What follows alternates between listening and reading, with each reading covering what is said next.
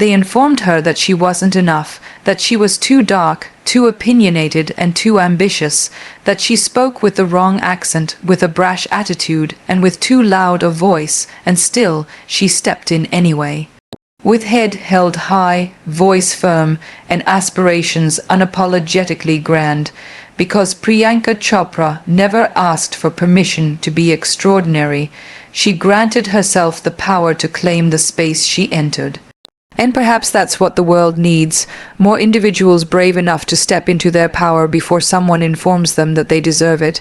She was born in a small town in India, and like so many girls raised there, her future was meant to be quiet, predictable, defined by boundaries, boundaries of culture, boundaries of expectation, boundaries of what a girl must and must not do, but she shattered those limits, not in rebellion, but in dogged faith.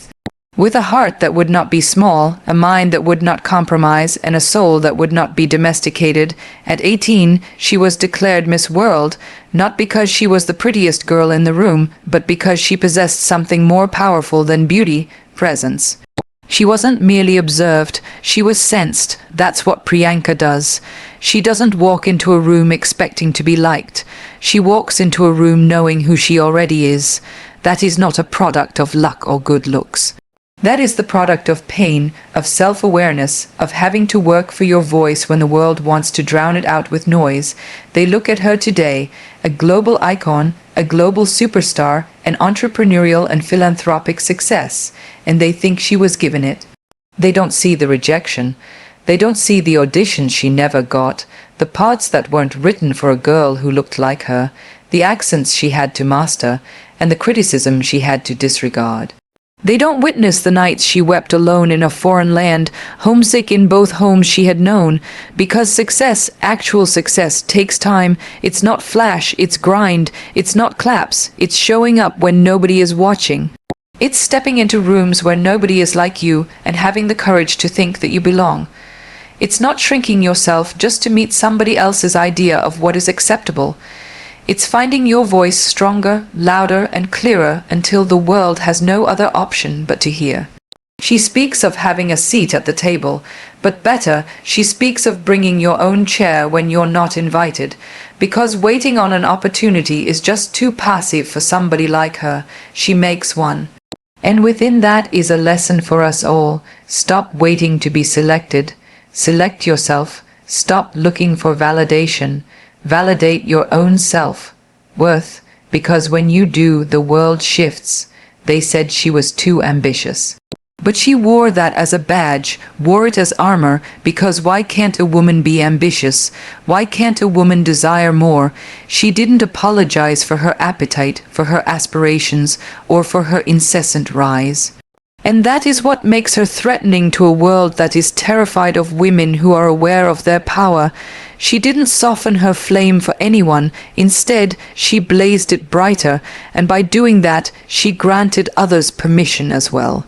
The most powerful thing she ever said was that she wants to be remembered as a person who dared, not as a person who succeeded at everything she tried, but as a person who dared.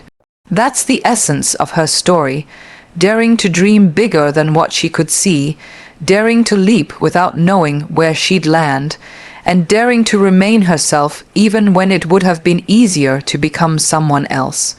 She entered Hollywood during an era when Indian actresses were fit into boxes, and she refused to be put into them. She refused to be in roles that diminished her, roles that weren't her truth. She did not want to be the sidekick or the foreign trinket. She wanted to be the lead, and to do that she needed to lay down a new road, brick by brick, roll for roll, win for win, loss for loss, and she did, at a cost though, at the cost of misunderstanding. Of being termed too Western in India and too Indian in the West, but that is the price of being a trailblazer. You don't fit into the spaces that already exist, you must make new ones, and that kind of creation is never simple. It's isolating, it's difficult, it's full of self-doubt, but she persisted anyway, because the flame within her was greater than the terror without. That's what separates successful people from unsuccessful people. The successful ones just keep pushing, not because they are not scared, but because their vision is greater than their fear.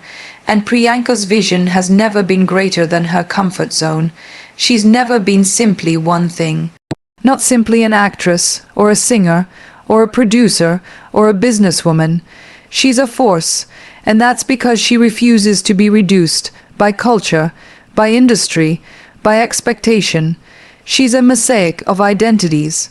Unapologetically Indian, unapologetically global, constantly changing, never defined, and that's a lesson we all must learn, to cease defining ourselves by categories and begin embracing our multitudes. She frequently quips, "Don't try to fit into a glass slipper. Smash the glass ceiling instead." That quote isn't only witty, it's a manifesto, a declaration, a call to action to every girl who's ever been told to be still, to make herself small, to wait her turn. Your turn is now, your voice is now, your power is now. She is a believer in hard work, in hustle, in arriving even when you're not ready, because if you wait until you're ready, you'll never cross. You develop by risking, by doing, by failing, and by doing it over again. She did not let fear immobilize her. She allowed it to drive her, and that is what courage actually is, not the lack of fear, but action in the face of it. She's discussed how her parents always said to her that she could be whatever she wanted.